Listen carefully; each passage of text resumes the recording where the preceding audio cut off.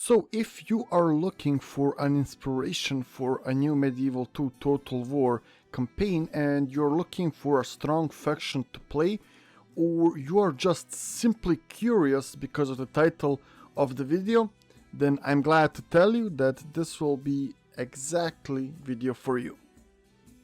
Hey there, and thanks for stopping by. Today we will answer that question and some more with some solid arguments and rankings for top 5 factions in Medieval 2 Total War stainless steel mod. Basic criteria for rankings is that we are playing on stainless steel 6.4 version on late era. We will have 3 ranks. Those will be position, economy and army, and each of those is giving a maximum of 5 points each.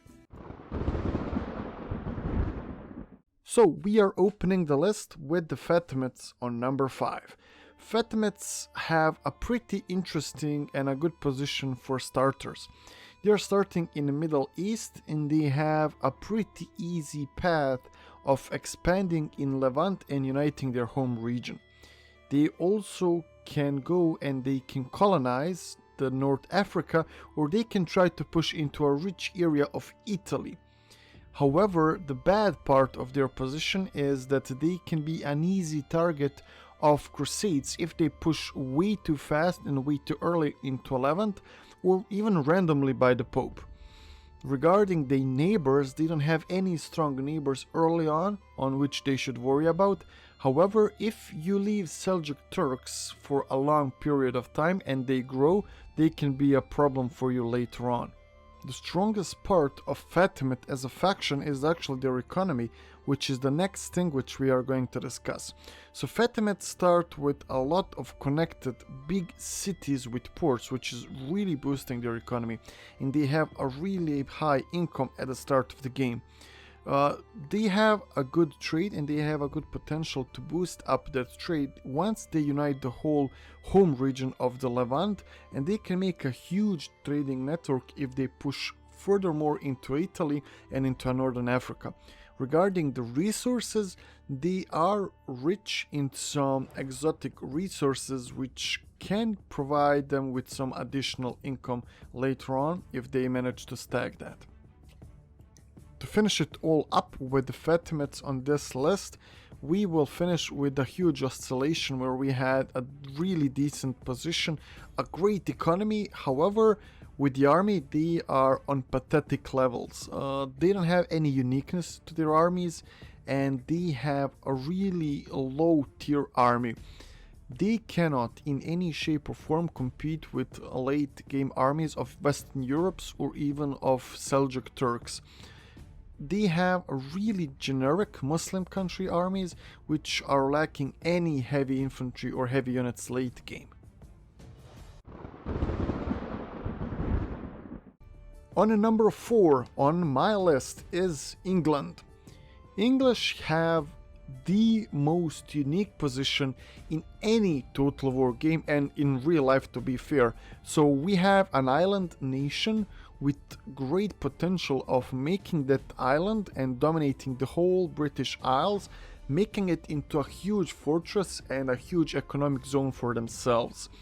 One more thing regarding their position is that since you will have to embark across the sea to conquer somewhere, you can basically choose where you want to go early on.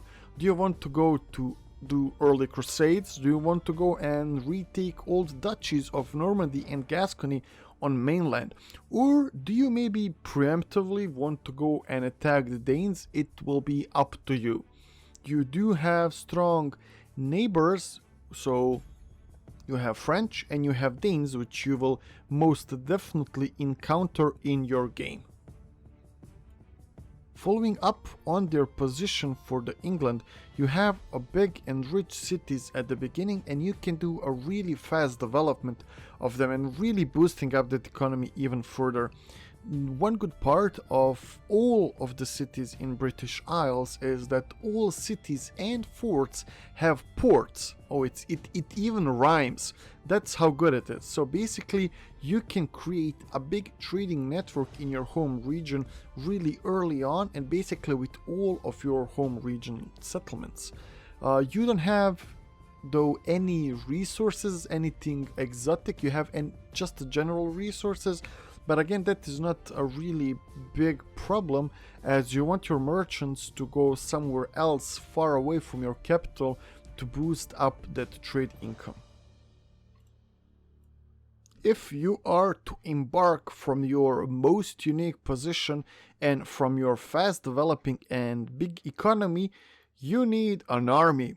And English don't have anything special to brag about. They have the generic Western militaries. The special things about them are the billmans, while their archers are nothing special in this mod. In vanilla they would probably be ranked higher. However, in stainless steel, the English archers are not the best archers in the game by any standards. So they have a really decent and good overall army. However, it's nothing special to brag about like other countries will have on the rest of these lists. So the army is the weakest part of the English. However, they are not weak and useless. It's just that they are general and they don't provide with anything special out of the ordinary like other factions will. On the number 3 we have, nonetheless, not the Holy, not the Roman, nor an empire as a faction. So, on number 3 we have the Holy Roman Empire, none of that. So, the position for this faction is really interesting. It is not unique, however it is really strategic because you're basically positioned throughout the whole central part of Europe, and you're basically in the middle of a map. So you have a really close proximity to some rich areas like the Benelux region, like entering into France, entering into Italy, and your expansions can basically start really early on and you can do some pretty havoc to your neighbors. Speaking of those, you do have a really strong neighbors all around your empire, which can be a problematic. However, that can also be a blessing because you can use one of those really strong allies. For example, you decide I will expand only Western and I will go towards Italy, France and England. Then you can try and ally Polish, Hungarians and Danes, or just 2 of those. You pick ones and they will be a great shield for your other flank to survive. Now, does that huge size empire reflects on a hugely sized economy? It kinda does. It's basically brute forcing its way up here. They have a huge empire which has a lot of big cities. They start with large number of settlements and they have the highest income at the start. HRE is in heart of Europe and it's basically a crossroads for all of the trade routes. You have a really easy and fast access to Benelux and Italy, which can boost your economy and your trade vastly. You don't have a lot of opportunities to use the ports since you are basically almost landlocked. However, if you do expansions westwards and towards Italy, you will have access to some of the richest areas and some ports. You also have lots of resources, however it's nothing exotic at the beginning. Speaking of size and brute force, HRE is big for a reason, and that is its army. At the beginning of the game, HRE starts with the highest amount of troops out of any faction in the game, and you can basically use your starting armies, starting troops, and basically start expanding into at least 2 positions. So that is really unique for Holy Roman Empire. So you can literally start early expansions right as soon as you start the game. They have also a really unique army. They have access to Gothic and Teutonic Knights as an only faction who can recruit those, and Teutonic Knights have special abilities that they can frighten the enemies, lowering down their morale. Also, they have a really decent overall late army. They have access to Pavese crossbowmen, they have access to really heavy infantry, heavy cavalry. So all in all, HRE has an army which can back up this huge empire from the get-go and even late game to compete with some of the toughest factions in the game.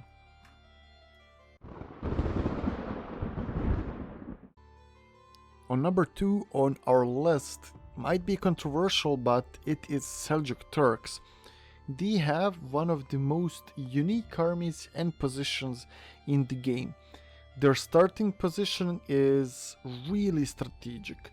They can expand early and fast and secure their home region early on, and with quite a few troops, to be honest, so they don't need a lot of units to do so, and we will speak about that in the army section.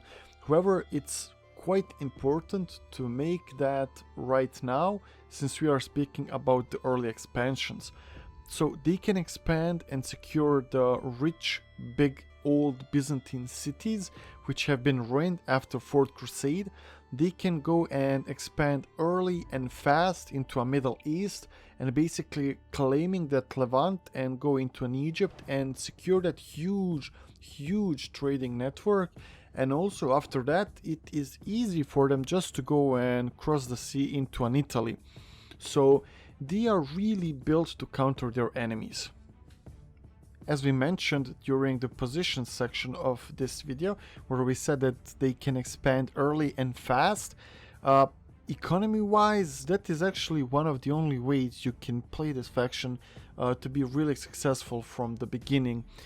They start with really bad economy, and I think they start, well, I don't think, I argue that they start with the worst economy out of all of these factions on the list. However, they can get a huge boom early on as well. So if you play first 10 turns really well, your economy can go from being bad to being really above the average. So it is really important that you play a few turns at the start really well. By doing so, you can get an access to huge cities. You have the access to a huge trading network which can be made with ports in Levant and Anatolia, and you do have access to some exotic resources which are not so close to your capital, which will make you even more money. If there is any faction in the game which can do a lot with less troops, then it will be the Seljuks.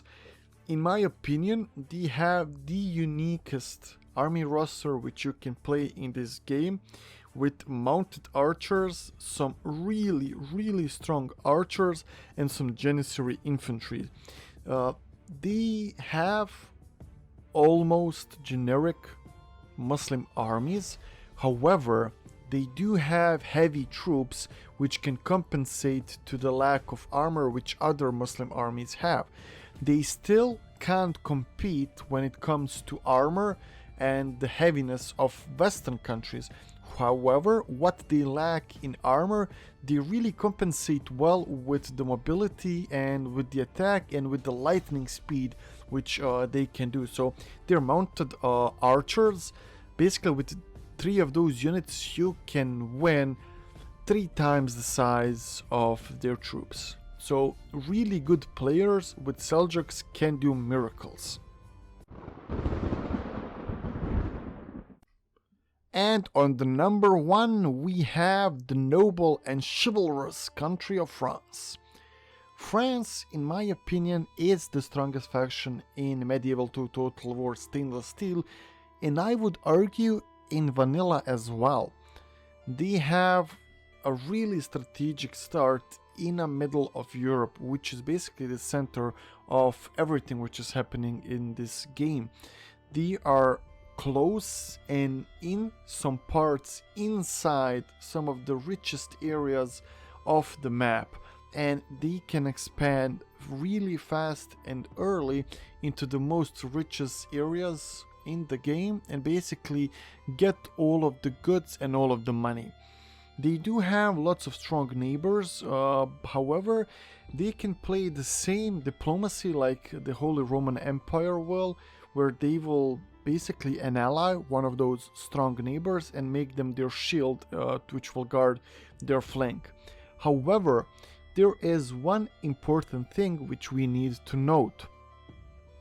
French can take that English blessing which they have, where they have the whole of the British Isles for themselves, and turn it into their curse. Why? Well, it's pretty simple. If you get few armies and you can early on cross the channel and go into the British Isles, you can basically conquer whole of the Britain and just turn it into an industry zone for France. So pretty neat, right? As stated previously when we discussed the position of the French kingdom at the start, they have a really decent economy and they are already in a strategic and a rich area. However, they can take all of it. So they can go for the British Isles, they can go into Benelux, they can go into Italy and really close that whole circle of just conquering everything which has a really huge potential to create a loads of ducats. They have a really good income at the start, and they start with some big cities which are really connected. And by making those conquests in those mentioned areas, they can turn in one huge trading income inside Europe. However, this is not the end of French domination in Western Europe and Western countries. It is their army which is the strongest part of France. If really good and strategic position, a really strong economy with great potential is not enough, well, I'm here to tell you that you basically have the tanks of medieval era as your troops. French army is the heaviest and strongest late game armies in Europe. They have unique armies and they have unique troops. It is quite important also to mention that you have Hospitallers as a unique order which only you can recruit. You have best overall army in Western Europe. So you have unique troops like Scott Guard, Halberdiers, Arbalesters, Lancers, Gendarmeers. You have troops which have such a big armor that it is almost impossible to kill them. And they are all heavy shock units. Your Scott Guards, as your archers, have higher defense and armor than any of the Muslim country units in the game. And the Lancers, as a shock cavalry, is the strongest cavalry in the game in Medieval 2 Total War Stainless Steel late era, which you can recruit. So basically recruit those tanks. You don't have to think, you just need to press and you just need to go forward and everything will be done in an instance.